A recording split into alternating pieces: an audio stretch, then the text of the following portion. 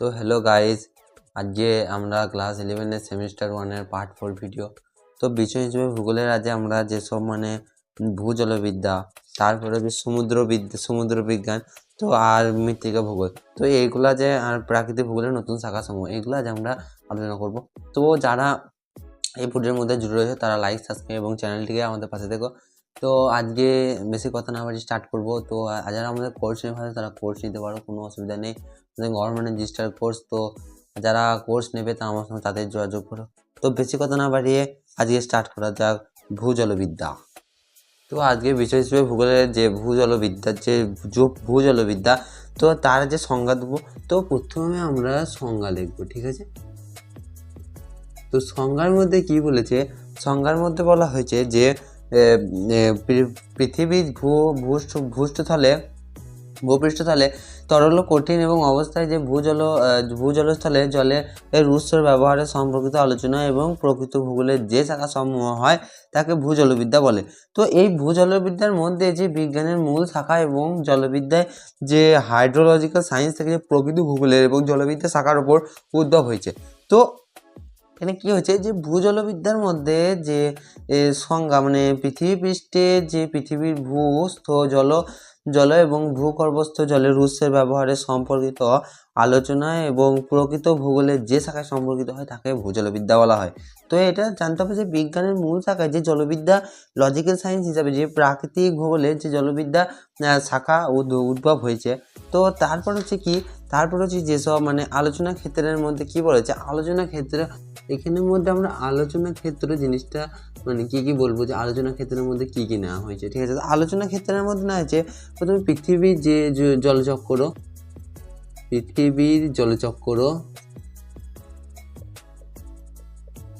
তো তারপরে 2 নম্বর কি নিতে ভৌম জলের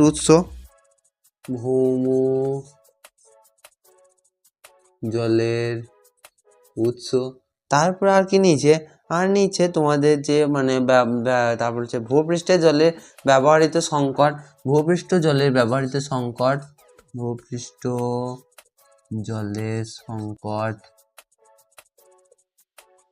আর নিয়েছে যে জলের পৃষ্ঠ প্রবাহ, ভৌমজল,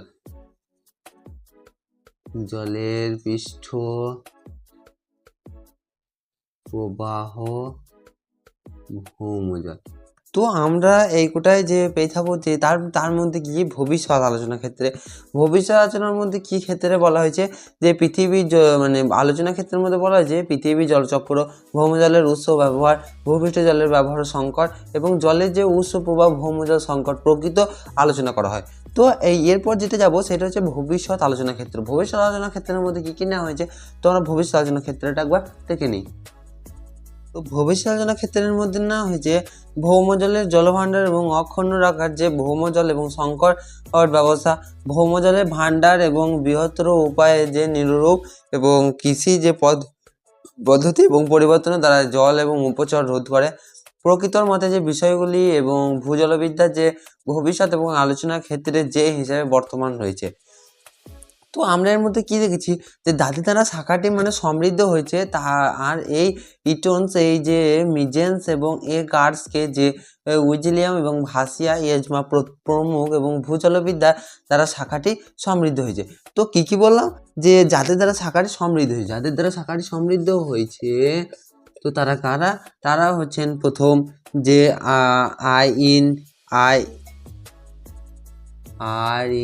ইটন, তারপরে 2 নম্বর হচ্ছে ও ইস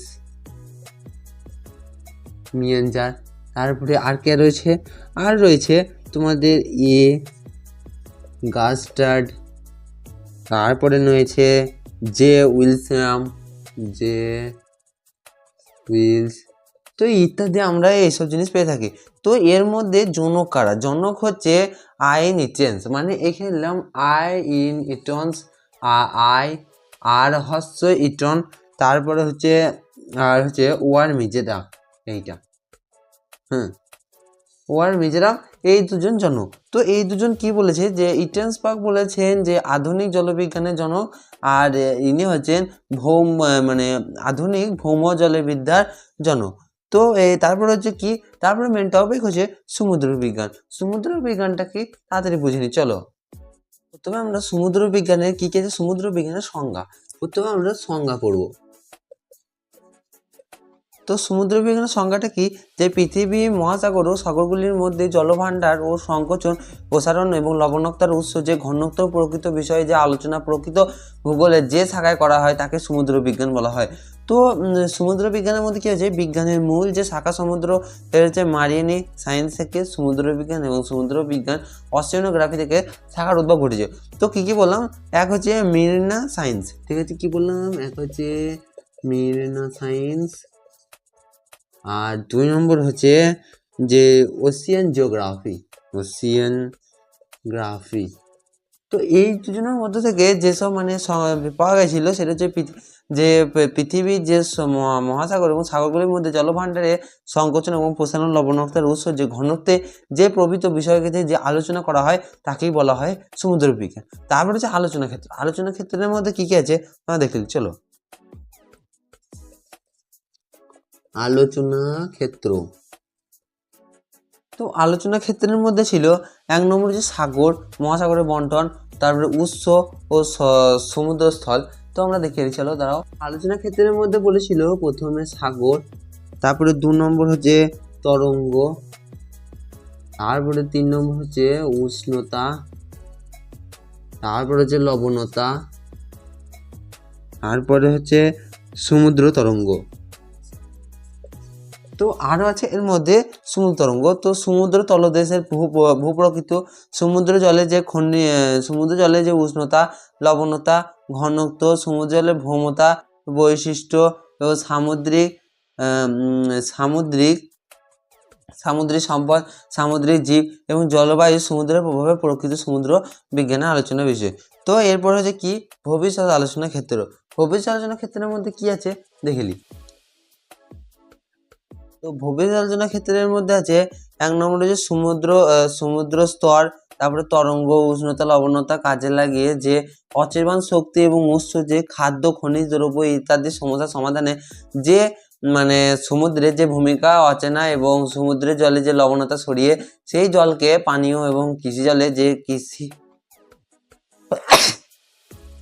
শিল্পী কর্সের মধ্যে যে ব্যবহার, এবং উপকূলীয় স্থির এবং সমুদ্র জলে জলজ জীবন ও উদ্ভিদের চাষ প্রভৃতি।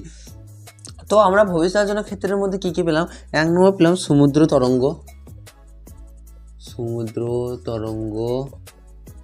তারপরে 2 নম্বর পেলাম যে তরঙ্গ,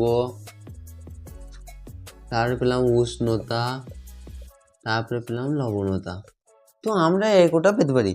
তো যে তারপরে হচ্ছে যাদের দ্বারা শাখাটি সমৃদ্ধ হয়েছে, তারা কে, তো তাদের জন্য যে প্রথম হচ্ছে 1 নম্বর হচ্ছে প্রেসিডিয়ান, ঠিক আছে, প্রেসোডোনিয়াস, তারপরে হচ্ছে ভাদ্রুপ, আর একজন হচ্ছে এম.এফ. মাউসি। তো যারা মানে এইসব বলেছে, তো তারা হচ্ছেন যে প্রেসোডোনিয়াস, ভাদ্রুপ এবং সেফাডার প্রমুখ যে সমুদ্র বিজ্ঞানী দ্বারা শাখাটি সমৃদ্ধ হয়েছে। তো এই সমুদ্র বিজ্ঞানের জনক কারা, তারা 1 নম্বর হচ্ছে যে সমুদ্র বিজ্ঞানের জনক হচ্ছে প্রেসিডিয়ান্স এবং এম.এফ. মাউরি। তো এরা দুজন মানে সমুদ্র বিজ্ঞানের জনক। তো তারপর হচ্ছে কি মৃত্তিকা ভূগোলটা কি চলো দেখে নিই। আমরা মৃত্তিকা ভূগোলের মধ্যে প্রথম আমরা পাবো সংজ্ঞা। তো সংজ্ঞাটা দিয়ে চলো। তো সংজ্ঞার মধ্যে কি আছে, যে সংজ্ঞার মধ্যে আছে যে মাটির যে অবস্থানে উৎস এবং গুণাগুণ, যেসব বন্টনের ব্যবস্থা এবং মাটির ক্ষয় এবং অবনময় ও সংরক্ষণ এবং প্রভৃতি বিষয় নিয়ে প্রকৃত ভূগোলের যে শাখা আলোচনা করা হয় তাকে বলা হয় মৃত্তিকা ভূগোল। তো মৃত্তিকা ভূগোলে বিজ্ঞানী শাখায় মূলত প্রিডোলজি। তো এনেছেন যে মৃত্তিকা বিজ্ঞান থেকে মৃত্তিকা ভূগোল এসেছে। তো মৃত্তিকা বিজ্ঞান থেকে মৃত্তিকা বলতে কি বলেছে, যে মাটির অবস্থান এবং উৎপত্তি, যেসব গুণাগুণ এবং বন্টনের ব্যবস্থা এবং মাটির ক্ষয় এবং অবনময় ক্ষয়, যে সংরক্ষণ প্রকৃত বিষয় নিয়ে প্রাকৃতিক ভূগোলের যে শাখায় আলোচনা করা হয় তাকে বলা হয় মৃত্তিকা ভূগোল। তো মৃত্তিকা ভূগোলের মধ্যে আমরা কি প্রথমে কি পেয়েছিলাম, পেডিওলজি। পেডিওলজিটা কি? পেডিওলজিটা হচ্ছে মানে মৃত্তিকা বিজ্ঞান, আর এসেছে কোথা থেকে? মৃত্তিকা বিজ্ঞান থেকে এসেছে, মৃত্তিকা ভূগোল। তারপরে হচ্ছে আলোচনা ক্ষেত্র। আলোচনার মধ্যে ক্ষেত্রের মধ্যে কি বলেছে? আলোচনা ক্ষেত্র। তো আলোচনা ক্ষেত্রের মধ্যে বলেছে যে মৃত্তিকা এবং উৎস যে শ্রেণীবিভাগ, মাটির ভৌত ও রাসায়নিক গুণ এবং মাটির বৈশিষ্ট্য, মাটির ক্ষয় এবং মাটির অবনময়, মাটির সংরক্ষণের উপায় যে বিষয়গুলি আলোচনা করে তাকেই বলা হয় আলোচনা ক্ষেত্র। তারপর হচ্ছে ভবিষ্যৎ আলোচনা ক্ষেত্র। ভবিষ্যৎ আলোচনা ক্ষেত্রে কি বলা হয়েছে? ভবিষ্যৎ আলোচনা ক্ষেত্র। তো ভবিষ্যৎ আলোচনা ক্ষেত্রের মধ্যে বলা হয়েছে যে ভবিষ্যৎ আলোচনা মাটির ক্ষয় রোধ ও সংরক্ষণের ক্ষেত্রে নতুন নতুন পদ্ধতি উদ্ভব এবং মাটির যে ক্ষয়ক্রিয়তা, লবণতা সরিয়ে মাটিকে কৃষি যে উপযুক্ত করা হয় তা হলো মাটির উপাদান। মাটির উপাদান এবং ক্ষমতা বৃদ্ধির জন্য বিভিন্ন প্রাকৃতিক পদ্ধতিতে অবলম্বন এবং কৃষির সাহায্য ও খাদ্য প্রদান বৃদ্ধি করা হয় এবং বিষয়টি যে ভবিষ্যৎ আলোচনা এবং অন্তর্গত। তো তারপরে কি হচ্ছে, যারা এর দ্বারা শাখাটি সমৃদ্ধ হয়েছে। তো যাদের দ্বারা শাখাটি সমৃদ্ধ হয়েছে তারা কে কি? যে জনক বলে দিচ্ছি, তো এগুলো বলবো না। জনক হচ্ছে ভি ডকুচেভকে, মাটির ভূগোলের যে জনক। কি বললাম? জনক হচ্ছে ভি। তো জনক হচ্ছে ভি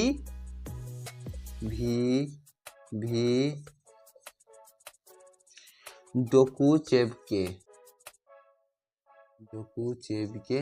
এনারা হলেন যে মানে মৃত্তিকা ভূগোলের জনক। তো এরপর হচ্ছে কি? প্রাকৃতিক ভূগোলের নতুন শাখা সমূহ। প্রাকৃতিক ভূগোলের মধ্যে কি কি মানে শাখা এসেছে সেগুলো বুঝিয়ে দিই, চলো। প্রাকৃতিক ভূগোলের শাখা সমূহের মধ্যে কি বলা হয়েছে যে 20 শতাব্দীর শেষে এবং 19 শতাব্দীতে যে শুরু এবং প্রাকৃতিক ভূগোলে আরো যে মানে সমস্ত শাখা যে উদ্ভব হয়েছিল সেগুলি হলো 1 নম্বর হচ্ছে জীবাশ্ম ভূগোল। জীবাশ্ম ভূগোলের মধ্যে কি বলা হয়? জীবাশ্ম ভূগোলের মধ্যে বলেছে উদ্ভিদ, প্রাণী এবং জীবাশ্ম বিশ্লেষণের মাধ্যমে নতুন নতুন যে মহাদেশের সন্ধান এবং ভূমির যে মানে ভূতাত্ত্বিক পরিবর্তনে বিশ্লেষণ করা হয় এবং নতুন মহাদেশের জিল্যান্ডিয়া 27 সেপ্টেম্বর থেকে 2023 আবিষ্কৃত যেসব যে জীবাশ্ম বিশেষ গুরুত্বপূর্ণ ভূমিকা গ্রহণ করে, এটি তার প্রকৃত ভূগোলের গুরুত্বপূর্ণ শাখার উপর বিস্তৃত হয়েছে। তারপর হচ্ছে কি? দুর্যোগ ও বিপর্যয় ভূগোল। দুর্যোগ 2 নম্বর, দুর্যোগ ও বিপর্যয় ভূগোল। তো দুর্যোগ ও বিপর্যয় ভূগোলের মধ্যে কি বলা আছে? ভূগোলের এই নবীন এবং শাখা দুর্যোগ ও বিপর্যয়ের কারণে প্রভাবে ফলাফলে যে ব্যবস্থাপনায় নিয়ে আলোচনা করা হয় তা হলো দুর্যোগ ও বিপর্যয়ে যে আলোচনা চিহ্নিত করে যে উপগ্রহ চিত্রের সাহায্যে নেয় এবং উপযুক্ত ব্যবস্থাপনায় এবং DART মানে কি? DART ফুল ফর্ম হচ্ছে deep ocean assignment and reporting to tsunami. ঠিক আছে, কি বললাম? চলো লিখে দেখাই তোমাদের কি মানটা। Deep ocean assignment and reporting of tsunami. এর ব্যবহারের বিষয়টি বর্তমানে সময় 2007 থেকে চালু হয়েছে, যে প্রাসঙ্গিক এবং উজ্জ্বল এবং উদাহরণ পৃথিবী দুর্যোগ ও বিপর্যয়ের সংজ্ঞা মাত্রই বাড়ানোর কারণে যে প্রাকৃতিক ভূগোলের এই ষষ্ঠ শাখাটি সৃষ্টি হয়েছে। তো তারপরে কি আছে? তারপরে যেসব মানে কি বলবো 2007 থেকে চালু হয়েছে ডিপ ওশিয়ান অ্যাসাইনমেন্ট অ্যান্ড রিপোর্টিংয়ে অফ টাজওমি, এই ব্যবহারটি নিয়ে যে বর্তমানে 2007 থেকে চালু হয়েছে, তো সেই সংখ্যাটি দুর্যোগ ও বিপর্যয়ের সংজ্ঞা মাত্রই বাড়ানো হয়েছে। তো তারপরে হচ্ছে চিরতুষার সমুদ্র ভূগোল। তো 3 নম্বর হচ্ছে চিরতুষার সমুদ্র তো ভূগোল। তো এটার মধ্যে কি বলেছে? পৃথিবী যে সব মানে সমুদ্র সারা বছর বরফে ঢাকা থাকে এবং বর্তমান সময়ে বিশ্ব উষ্ণায়নের কারণে সেই সামুদ্রিক অংশে এবং জলবায়ুতে এবং যে ওখানকার মানুষের জীবন কি প্রভাব পড়েছে তা ভূগোলের এই শাখার মূল আলোচনা বিষয়। তো এর মধ্যে কী বলা হয়েছে, বর্তমান সময়ে যেসব বিশ্ব উষ্ণায়নের কারণে যেসব সমুদ্র অংশের জলবায়ু এবং যেসব মানে ওখানে যেসব মানুষ জীবন বসবাস করে সেই সব প্রভাবে যেসব ভূগোলের সাথে আলোচনা করা হয়েছে। তো এটাই জেনে রাখতে হবে যে এখন আমাদের 2টো সেমিস্টারে ওই জন্য অল্প অল্প পড়া, তো ভেবে নাও প্রথমে শর্ট তারপরে বট। তো এটাই এমসিকিউ, প্রথমে এমসিকিউগুলো কোশ্চেন আমি তোমাদেরকে দিয়ে দেবো ভিডিও, তো চলে আসবে তাড়াতাড়ি, খুব দেরি করবো না। তো যদি ভিডিওটা ভালো লেগে থাকে তো চ্যানেলটিকে সাবস্ক্রাইব করে ভিডিওটিকে লাইক করে দাও, এবং যে চ্যানেলে যারা নতুন হয়ে থাকে তার চ্যানেলকে সাবস্ক্রাইব করে আমাদের পাশে থেকো, এবং যদি কিছু না বুঝতে পারো কমেন্টে জানিও, পরে ভিডিও বোঝানোর চেষ্টা করব।